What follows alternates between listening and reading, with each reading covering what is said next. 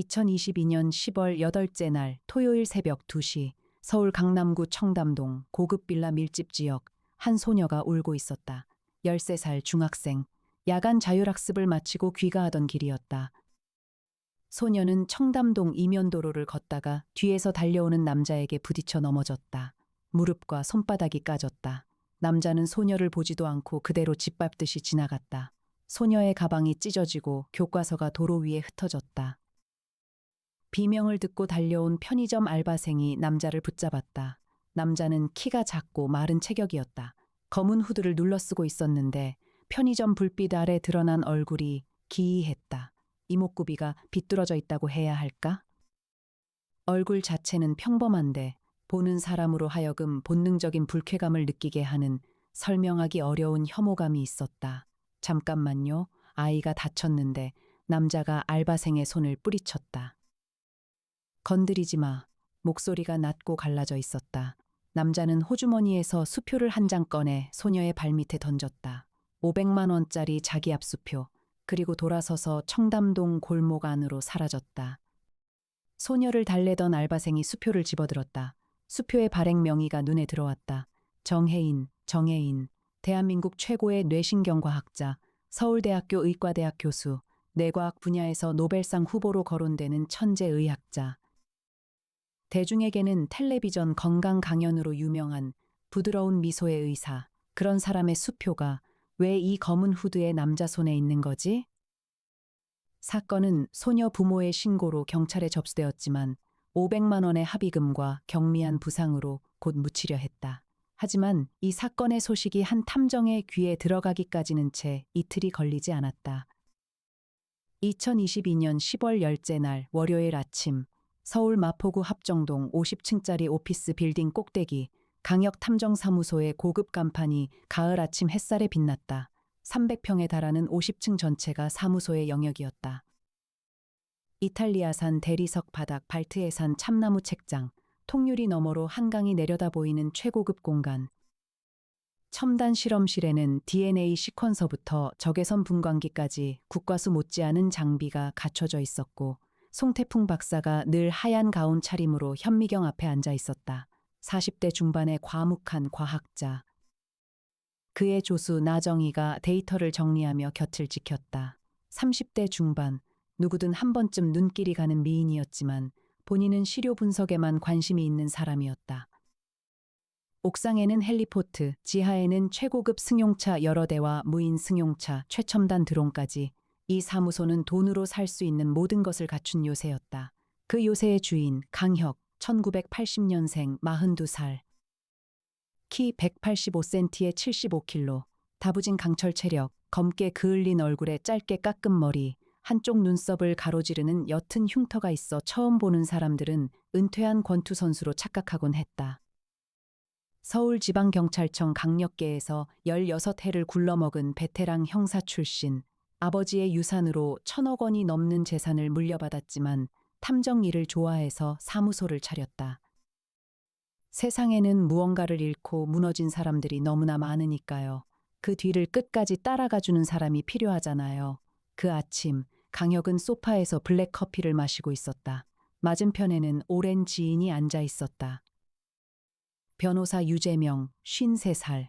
강혁의 아버지 시절부터 강씨 가문의 법률 자문을 맡아온 사람이었다. 유재명의 얼굴에는 걱정이 짙게 깔려 있었다. 혁이 좀 이상한 이야기를 하려고 왔어. 말씀하세요, 재명 형. 내 오랜 친구 정혜인 알지? 서울대 뇌신경과 교수. 텔레비전에서 본 적 있어요. 뇌과학 강연하는 분. 그래.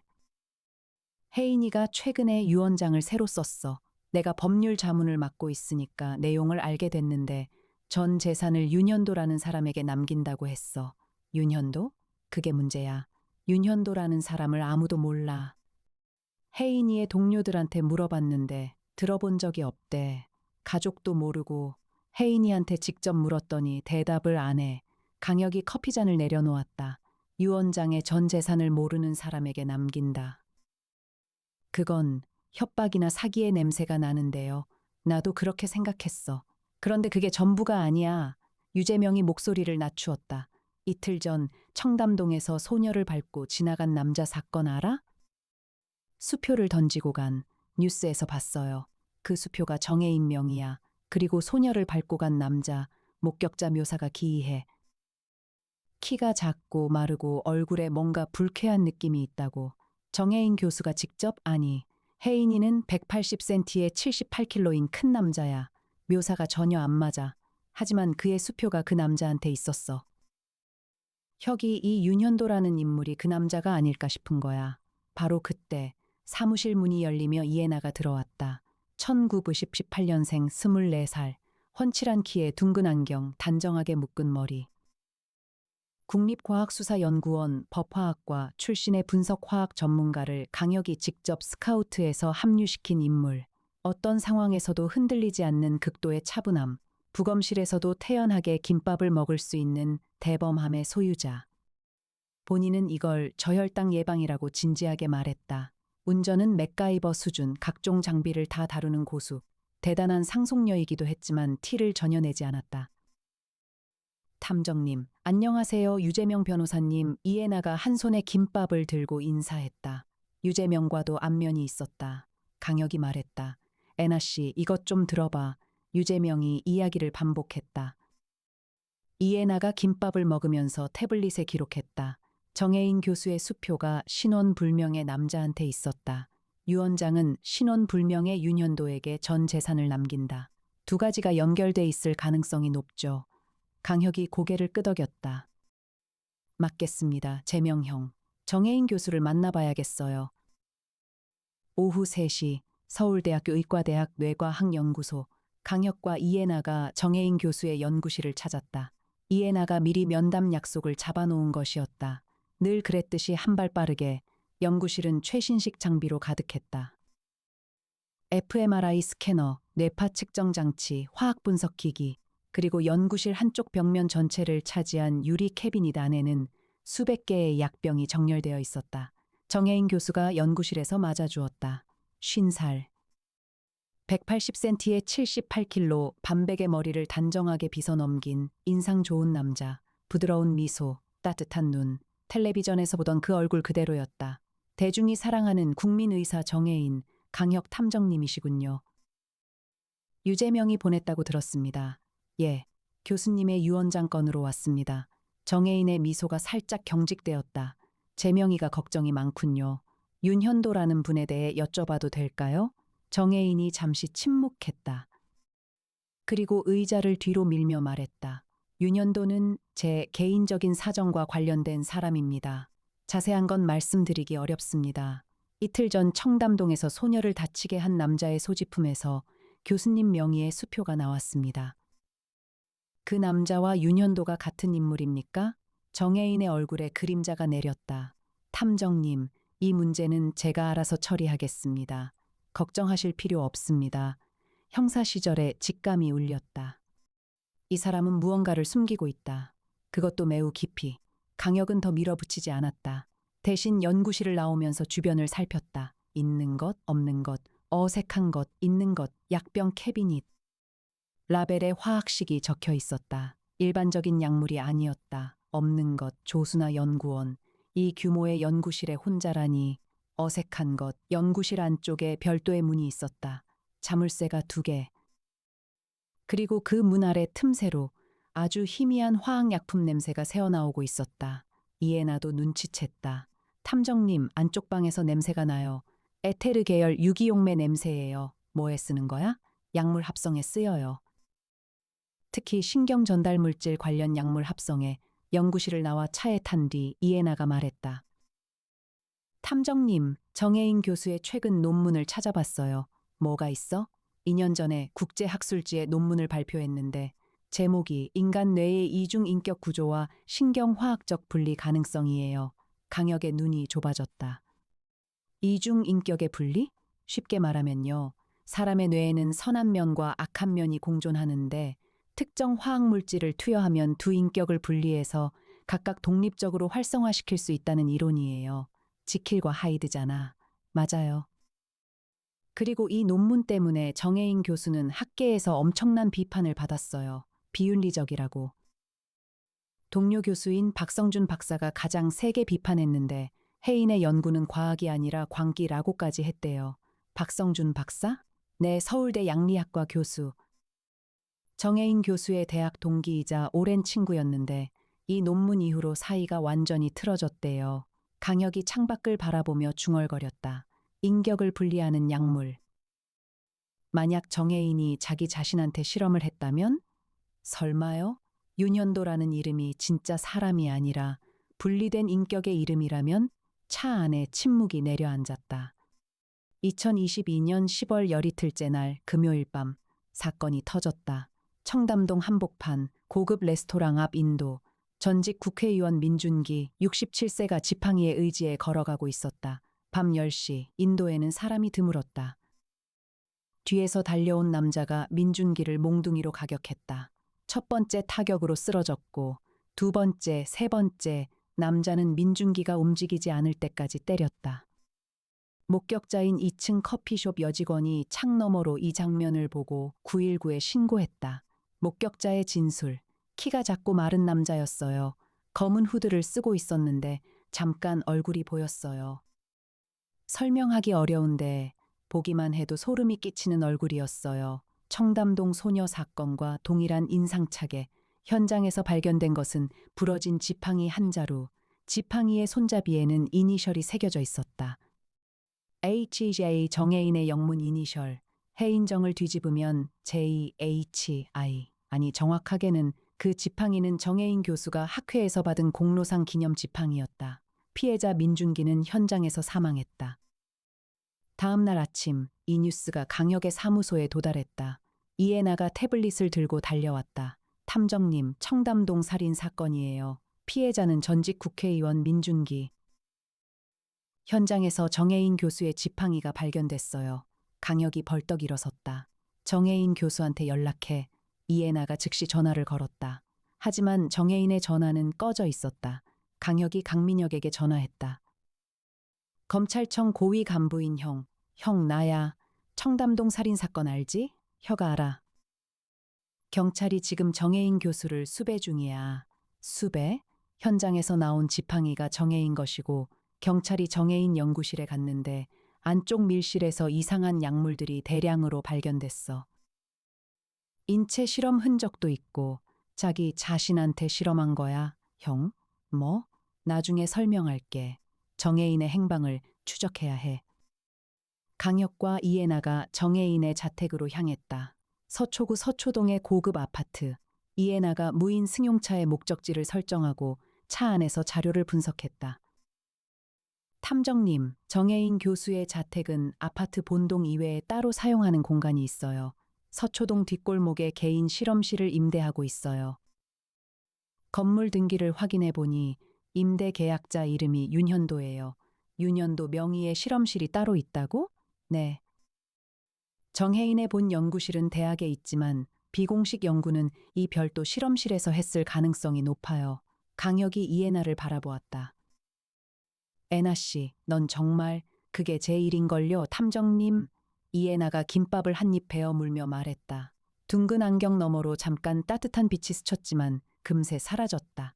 그녀에게는 늘 숨기는 마음이 있었다. 서초동 뒷골목, 낡은 4층짜리 건물의 2층에 윤현도 명의로 임대된 공간이 있었다. 강혁이 골목의 지리를 본능적으로 읽었다. 좁은 공간의 구조를 파악하는 추격 능력이 발동한 것이었다. 뒷문, 비상계단, 옥상 연결로 모두 순간적으로 머릿속에 지도가 그려졌다. 문은 잠겨 있었지만 이해나가 전자 잠금 장치를 해제했다. 맥가이버 수준의 장비 활용 능력, 문을 열자 아는 실험실이었다. 작은 방이었지만 벽면을 따라 약품 선반이 빼곡했다. 냉장고 안에는 시약들이 온도별로 정렬되어 있었다. 그리고 책상 위에 두꺼운 노트가 펼쳐져 있었다. 강혁이 노트를 들었다. 정혜인의 필체였다. 날짜별로 기록된 실험일지 2022년 3월 18일 HD2NE1 시제품 완성. 세로토닌 억제와 도파민 과활성을 동시에 유도하는 신경화학적 트리거. 이론상 뇌의 전두엽 도덕 판단 영역을 선택적으로 비활성화시키고 변연계의 원초적 충동을 극대화할 수 있다. 3월 25일 자가 투여 첫 시도. 투여 후 20분 만에 의식의 변화를 느낌. 마치 다른 사람이 된 것 같다. 거울을 보니 나인데 내가 아니다. 체형이 줄어든 느낌, 키도 작아진 것 같고 얼굴이 불쾌한 방향으로 변형된 느낌이 있다. 기분이 이상하게 해방감이 든다. 도덕과 양심이라는 무게가 사라진 듯한 이 4월 첫째 날, 나는 이 상태에 이름을 붙이기로 했다. 윤현도, 나의 다른 자아. 윤현도일 때 나는 두려움이 없다. 부끄러움이 없다. 양심이라는 족쇄가 풀린 상태에서 나는 자유롭다. 강혁이 노트를 덮었다. 손이 미세하게 떨리고 있었다. 지킬과 하이드야. 정혜인이 진짜로 이에나가 약품 선반을 살피며 말했다. 탐정님, 여기 있는 약물 HD2NE1이라는 라벨이 붙은 병이 12개 있었는데 지금 3개만 남아 있어요. 9개를 이미 사용한 거예요. 9번. 9번 변신한 거야. 그리고 이거요. 이에나가 냉장고 아래 칸에서 다른 약병을 꺼냈다. 라벨에는 HDR, 역전제라고 적혀 있었다. 역전제. 원래대로 돌아오는 약이에요. 이것도 3개밖에 안 남아 있어요. 강혁의 얼굴이 굳어졌다. 역전제가 떨어지면 돌아올 수 없다는 뜻이야. 바로 그때 강혁의 전화가 울렸다. 강민혁이었다. 혀가 긴급 상황이야. 박성준 교수가 쓰러졌어. 자기 연구실에서 의식불명 상태로 발견됐어. 누군가 찾아온 뒤에 극심한 쇼크 상태에 빠졌다고 해. 박성준? 정혜인의 대학 동기? 맞아. 병원에서 의식이 돌아왔는데 한마디만 했대. 혜인이가 눈앞에서 변했다. 1시간 뒤 서울대학교 벼병원, 박성준 교수는 중환자실에서 일반 병실로 옮겨진 상태였다. 얼굴이 종이처럼 하얗고 눈에는 공포가 서려 있었다. 강혁이 병실에 들어서자 박성준이 떨리는 목소리로 말했다. 당신이 탐정? 네, 강혁입니다. 무슨 일이 있었는지 말씀해 주세요. 박성준이 이불을 움켜쥐며 말하기 시작했다. 어젯밤 연구실에서 야근하고 있었어요. 밤 11시쯤 문을 두드리는 소리가 났어요. 열었더니 이상한 남자가 서 있었어요. 키가 작고 마르고 얼굴이 어떻게 설명해야 할지 불쾌감을 주는 얼굴. 그 남자가 말했어요. 성준아, 나야. 혜인이 목소리였어요. 정혜인의 목소리? 네. 그런데 외모는 전혀 달랐어요. 나는 미쳤다고 생각했어요. 그랬더니 그 남자가 호주머니에서 약병을 꺼내서 마셨어요. 그리고 눈앞에서 박성준의 숨이 가빠졌다. 몸이 변했어요. 키가 커지고 얼굴이 바뀌고 2, 3분 뒤에 혜인이가 서 있었어요. 진짜 혜인이가 부드러운 미소를 짓고 있었어요. 변신을 즉셨다고요? 네. 그리고 혜인이가 말했어요. 성준아, 내 연구가 맞았어. 인격의 분리가 가능해. 나는 해냈어. 그 눈이 광기에 차 있었어요. 나는 그 자리에서 쓰러졌어요. 강혁이 박성준의 눈을 바라보았다. 이 남자가 거짓말을 하는 것인지 쇼크 상태에서 환각을 본 것인지. 하지만 강혁의 직감은 말했다. 이 남자는 진실을 말하고 있다. 이에나가 병실 밖에서 강혁을 기다리고 있었다. 탐정님, 박성준 교수의 증언이 사실이라면 정혜인 교수는 실제로 자기 자신을 대상으로 인체 실험을 한 거예요. 그리고 약물의 효과로 외모와 인격이 변하는 상태를 만들어낸 거예요. 과학적으로 가능해? 이에나가 안경을 밀어 올리며 말했다. 일반적으로는 불가능해요. 하지만 만약 신경 전달 물질의 균형을 극단적으로 바꾸면 근육 긴장도, 자세, 표정, 심지어 체수분 분포까지 변할 수 있어요. 키가 줄어든 것처럼 보이는 건 척추 만곡도의 변화일 수 있고 얼굴이 달라 보이는 건 안면 근육의 긴장 패턴이 완전히 바뀌었기 때문일 수 있어요. 완전한 변신은 아니지만 다른 사람처럼 보일 수 있다? 네. 특히 어두운 환경에서는 충분히 다른 사람으로 인식될 수 있어요. 그러면 윤현도는 정혜인의 다른 상태야. 같은 사람이지만 약물에 의해 인격과 외모가 변한 상태. 문제는요, 탐정님. 실험 일지에 따르면 정혜인 교수가 점점 통제력을 잃고 있어요. 처음에는 약을 먹어야 변신했는데 최근에는 약 없이도 윤현도 상태가 나타나기 시작한 것 같아요. 원작 그대로야. 지킬이 점점 하이드를 통제할 수 없게 되는 것처럼. 강혁은 정혜인을 찾아야 했다. 하지만 정혜인은 사라졌다. 자택에도 없고 대학에도 없고 윤현도 명의의 실험실에도 없었다. 강민혁이 검찰의 추적 인력을 동원했지만 정혜인의 행방은 묘연했다. 혀가 정혜인의 신용카드 사용 내역이 끊겼어. 현금만 쓰고 있는 것 같아. 윤현도 명의의 카드나 계좌는 있어. 윤현도 명의의 체크카드가 오늘 새벽 3시에 종로구 창신동 편의점에서 사용됐어. 창신동이라면 낙산 아래 골목이야. 강혁의 골목 추적 능력이 번뜩였다. 창신동은 좁은 골목과 오래된 봉제 공장이 밀집한 동네. 숨기의 안성맞춤이었다. 이해나가 즉시 차를 몰았다. 밤 9시 창신동. 가로등 불빛 아래 구불구불한 골목을 강혁이 걸었다. 이해나는 드론을 띄워 열화상 카메라로 주변을 스캔했다. 탐정님, 낙산 방향 골목 끝에 있는 2층 건물에 열원이 하나 있어요. 강혁이 달렸다. 좁은 골목을 본능적으로 읽어내는 추격 능력이 빛을 발했다. 담장 높이, 골목 폭, 막다른 길의 위치 모두 순간적으로 파악하며 달렸다. 2층 건물, 문이 열려 있었다. 안으로 들어서자 작은 원룸이 나왔다. 불은 꺼져 있었고 구석에 사람이 웅크리고 있었다. 강혁이 손전등을 켰다. 정혜인이었다. 하지만 아닌 것 같기도 했다. 키가 줄어든 것처럼 몸이 웅크러져 있었고 얼굴에 근육이 비틀어져 있었다. 반쯤 정혜인이고 반쯤 다른 사람인 것 같은 경계의 상태. 정혜인 교수님? 남자가 고개를 들었다. 눈이 충혈되어 있었고 동공이 비정상적으로 확장되어 있었다. 당신은 강혁입니다. 탐정이에요. 역전제. 역전제가 필요해요. 실험실에 남아 있어야 하는데 경찰이 다 가져갔을 거예요. 서초동 실험실에 있던 약물 말씀이시죠? 네, 역전제가 없으면 나는 돌아올 수 없어요. 윤현도가 나를 집어삼키고 있어요. 정혜인의 목소리가 갈라졌다. 그리고 순간적으로 톤이 바뀌었다. 낮고 갈라진 목소리, 탐정 물러나, 눈빛이 달라졌다. 부드러운 의사의 눈이 아닌 차갑고 적대적인 눈. 윤현도? 이 몸은 내 거야. 회의는 끝나. 남자가 벌떡 일어나 강혁에게 달려들었다. 키가 작고 마른 체격이었지만 약물에 의해 과활성화된 신체는 비정상적인 힘을 발휘했다. 강혁이 반사적으로 몸을 틀어 공격을 피하고 무술 유단자의 기본기로 상대의 팔을 잡아 제압했다. 하지만 남자가 이를 악물고 머리를 강혁의 턱에 들이받았다. 강혁이 순간 흔들렸고 남자가 빠져나가 창문을 열고 뛰어내렸다. 2층이었다. 아래는 골목. 강혁이 따라 뛰어내렸다. 무술 유단자의 낙법으로 충격을 흡수하고 즉시 추격에 나섰다. 창신동 골목을 미친 듯이 달렸다. 좁은 담장 사이, 계단, 봉제 공장 사이의 틈, 강혁의 골목 추격 능력이 최대로 발휘되었다.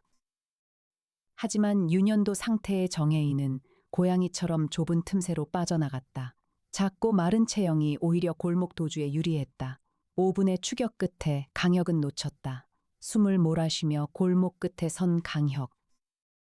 이해나가 드론 영상을 보며 무전을 보냈다. 탐정님, 대상이 낙산공원 방향으로 사라졌어요. 드론 추적이 수목 때문에 안 돼요.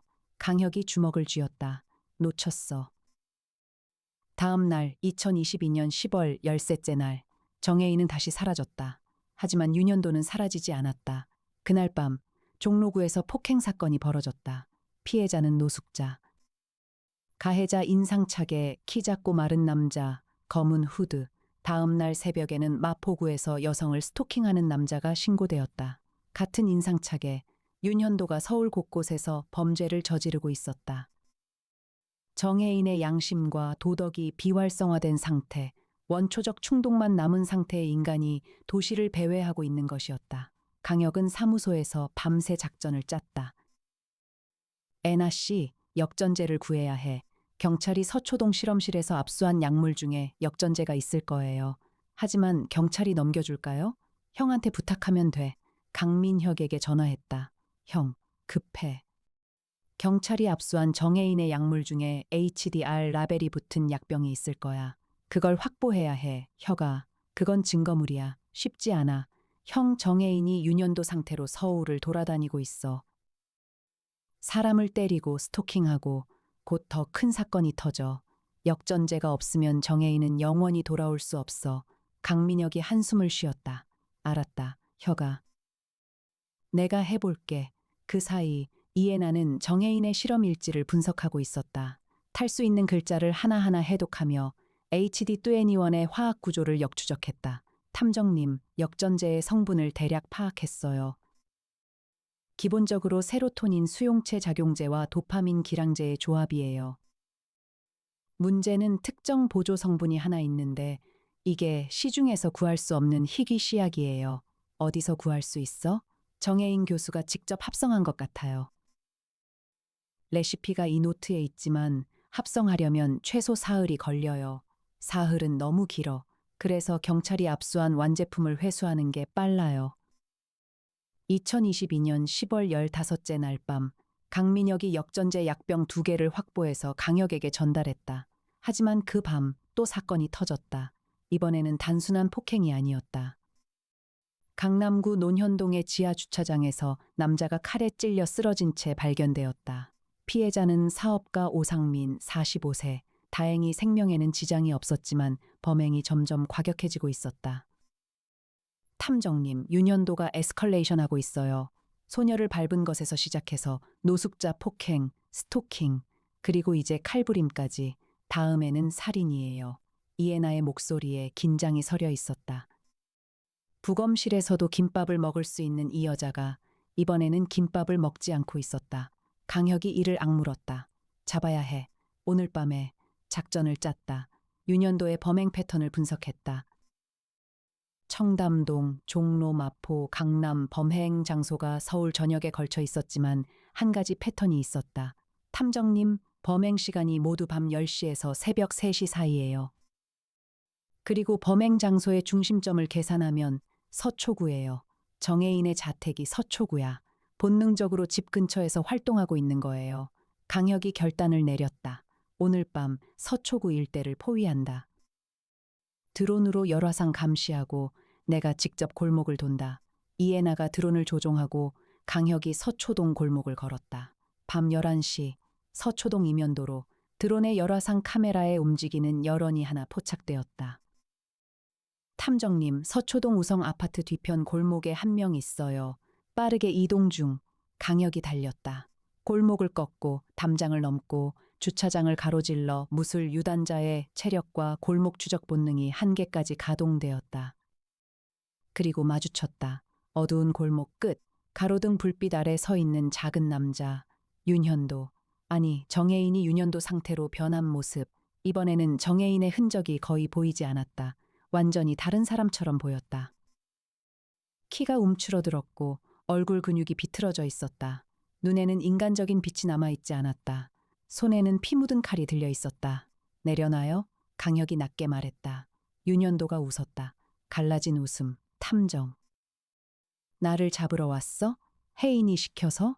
혜인도 당신도 같은 사람이에요. 도와드리러 왔습니다.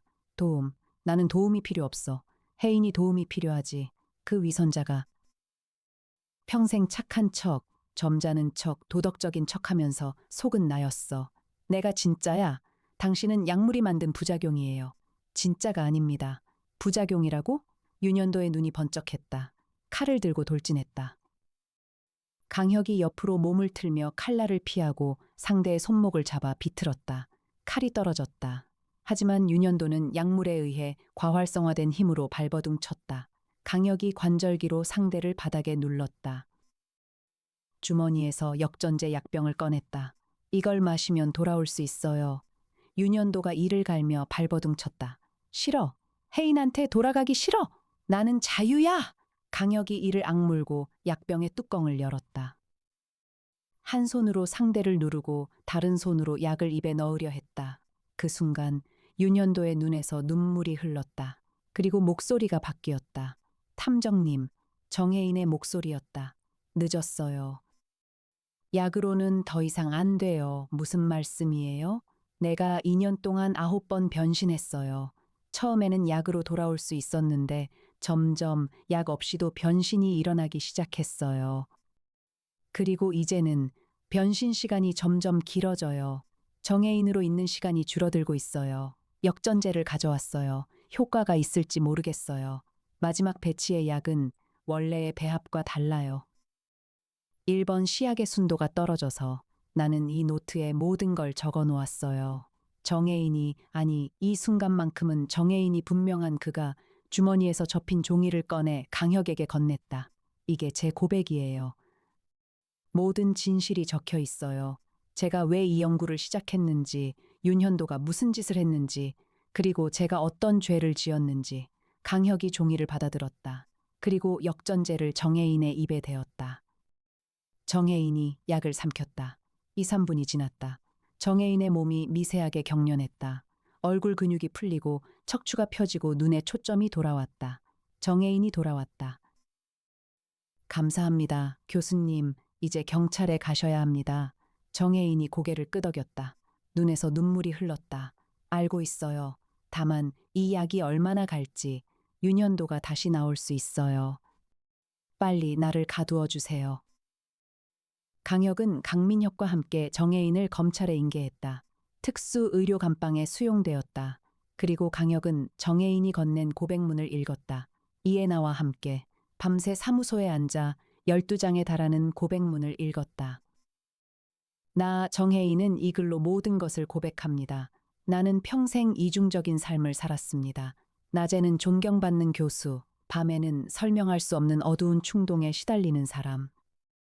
타인에게 친절하면서도 내면에서는 끊임없이 악의적인 생각이 올라왔습니다. 나는 이것이 모든 인간의 본성이라고 믿었고, 이 두 가지 자아를 과학적으로 분리할 수 있다면 선한 자아를 순수하게 보존할 수 있을 거라고 생각했습니다. HD21은 그 결과물이었습니다. 전두엽의 도덕 판단 영역을 선택적으로 비활성화시키고 변연계의 원초적 충동을 극대화하는 약물, 처음 투여했을 때 나는 해방감을 느꼈습니다. 양심이라는 무게가 사라진 상태에서 나는 자유로웠습니다. 하지만 그 자유는 곧 악이 되었습니다. 유년도 상태에서 나는 소녀를 밟았고 노인을 죽였고 사람들에게 공포를 주었습니다. 돌아온 뒤의 죄책감은 형언할 수 없었습니다. 하지만 유년도의 유혹은 더 강했습니다. 어느 순간부터 약 없이도 변신이 시작되었습니다. 공원에 앉아 있다가 강의 중에 잠을 자다가 갑자기 윤현도가 나타났습니다. 나는 통제력을 잃어가고 있었습니다. 민준기를 죽인 것은 윤현도입니다. 하지만 윤현도는 나입니다. 나의 일부입니다. 그러므로 민준기를 죽인 것은 나 정혜인입니다. 이 글을 읽는 분에게 부탁합니다. 나의 연구 자료를 모두 폐기해 주세요. 이 약물은 세상에 존재해서는 안 됩니다. 인간의 악은 분리될 수 있는 것이 아닙니다. 그것은 인간 자체입니다. 강혁이 고백문을 내려놓았다. 오래도록 침묵이 흘렀다. 이해나가 조용히 말했다. 정혜인 교수는 악을 분리하려다가 악에게 삼켜진 거예요. 그래. 인간의 어둠은 잘라낼 수 있는 게 아니야. 그건 우리 안에 있는 거니까 잘라내면 피가 나는 거야. 강혁의 목소리에 깊은 고뇌가 서려 있었다. 형사 시절 수많은 범죄자를 잡으면서 느꼈던 것. 악은 저 바깥에 있는 것이 아니라 인간의 내면에 있다는 것. 모든 가해자는 한때 누군가의 아이였고 모든 피해자의 삶 속에도 어두운 구석이 있었다. 그 경계는 벽처럼 뚜렷한 것이 아니라 안개처럼 흐릿한 것이었다. 탐정님, 이해나가 강혁의 옆에 앉으며 말했다. 사건이 끝난 뒤에요. 정혜인 교수가 재판을 받으면 그 뒤는요? 내가 끝까지 따라가야지. 왜요? 그게 내 일이니까. 범인을 잡는 것까지가 형사의 일이라면 그 이후를 지켜보는 게 탐정의 일이야. 이해나의 눈이 잠깐 떨렸다. 하고 싶은 말이 있었다. 이 사람의 이런 무거운 마음을 나누고 싶다는 말. 하지만 그녀는 늘 그랬듯이 그것을 삼켰다. 김밥 드실래요, 탐정님? 새벽인데. 새벽에 김밥이라. 배고프면 고뇌도 못해요. 실용적인 이유예요. 강혁이 피식 웃었다. 이 여자의 이런 엉뚱함이 세상의 어둠 속에서 작은 등불 같았다. 2022년 11월 정혜인은 살인 혐의로 기소되었다. 재판은 사회적으로 큰 파장을 일으켰다. 천재 과학자의 자가 실험과 이중인격, 약물에 의한 범죄. 언론은 현대판 지킬과 하이드라는 제목을 달았다. 재판 과정에서 강혁은 증인으로 출석했다. 정혜인의 고백문을 법정에 제출했고 이에나가 분석한 약물의 화학적 메커니즘을 송태풍 박사가 감정 보고서로 작성하여 함께 제출했다. 정혜인은 의료 감방에서 역전제의 효과로 정상 상태를 유지하고 있었지만 때때로 윤현도 상태가 불시에 나타났다. 그때마다 의료진이 역전제를 투여했다. 이에나가 정혜인의 실험 노트를 기반으로 역전제를 추가 합성하여 의료 감방에 제공했다. 나정희와 송태풍 박사가 밤새 실험실에서 작업한 결과였다. 법정의 최종 심리일, 강혁이 법정 밖 복도에서 정혜인을 마주쳤다. 수갑을 찬 정혜인은 정혜인이었다. 부드러운 미소는 사라졌지만 맑은 눈은 남아 있었다. 탐정님 감사합니다. 교수님 하나만 묻겠습니다. 윤현도는 진짜 당신의 일부입니까? 정혜인이 오래 침묵했다. 네, 제가 평생 숨겨온 제 자신이었어요. 약물은 그것을 밖으로 꺼냈을 뿐이에요. 그 어둠은 원래 제 안에 있었어요. 그 어둠과 어떻게 살아가실 겁니까? 숨기지 않으려 합니다. 이제는. 그게 저의 일부라는 걸 인정하고 하루하루 싸우면서 살아가려 합니다. 강혁이 고개를 끄덕였다. 끝까지 지켜보겠습니다. 정혜인이 미소 지었다. 슬프지만 진실한 미소였다. 재판 결과 정혜인은 살인죄로 징역 15년을 선고받았다. 약물에 의한 심신미약이 일부 인정되었지만 자가 투여의 자발성이 큰 감경 사유가 되지는 못했다. 정혜인의 연구자료는 법원 명령에 따라 전량 폐기되었다. 정혜인의 유언장은 변호사 유재명에 의해 철회되었다. 윤현도라는 이름은 세상에서 사라졌다. 2022년 12월 마포구 합정동 50층 꼭대기 강혁이 사무소 화장실 거울 앞에 서 있었다. 검게 그을린 얼굴, 짧은 머리, 한쪽 눈썹에 흉터, 은퇴한 권투 선수처럼 보이는 얼굴. 거울 속의 자신을 오래도록 바라보았다. 형사 시절 범인을 추격할 때의 자신, 분노의 눈이 뒤집힐 뻔한 순간들, 폭력에 폭력으로 맞서야 했던 밤들. 그 속에서 자기 안에 어둠을 느낀 적이 없다고 할 수 있을까? 없다. 누구에게나 어둠은 있다. 정혜인만의 문제가 아니다. 문제는 그 어둠을 어떻게 다루느냐에 있다. 분리하려 하면 삼켜지고 직면하면 겨우 함께 살아갈 수 있다. 이에나가 화장실 문 앞에서 노크했다. 탐정님, 새 의뢰가 들어왔어요. 뭔데? 강릉에서 실종 사건이래요. 렌터카 잡아놓을까요? 잡아. 강혁이 거울에서 눈을 뗐다. 문을 열고 나왔다. 이에나가 태블릿을 들고 서 있었다. 한 손에는 김밥. 출발은 내일 아침이 좋을 것 같아요. 오늘은 쉬세요. 쉬는 것보다 일하는 게 편해? 그래도 밥은 먹어야죠. 저혈당 예방이에요. 강혁이 웃었다. 사무소의 통유리 너머로 겨울 한강이 보였다. 회색빛 강물 위로 다리들이 줄지어 있었다. 다리 위로 수만 명의 사람들이 오가고 있었다. 그들 중 누군가는 자기 안의 어둠과 싸우고 있을 것이고 누군가는 무너져 내리고 있을 것이었다. 강혁 탐정사무소의 문은 그런 사람들을 위해 오늘도 열려 있다. 실험실에서 송태풍 박사가 다음 시료를 분석하고 있었고 나정희가 새 의뢰 서류를 정리하고 있었다. 옥상 헬리포트에서는 겨울바람이 불었다. 그리고 강혁의 옆에는 늘 이에나가 있었다. 한 발 먼저 움직이고 한 발 가까이 서 있는 여자, 탐정님이라고 부르면서 그 호칭 뒤에 감춰둔 마음을 오늘도 삼키는 여자. 언젠가는 그 마음이 빛 아래로 나올 날이 있을 것이다. 어둠이 빛 앞에 서는 것처럼 숨긴 마음도 결국은 드러나는 법이니까. 하지만 그건 다음 이야기.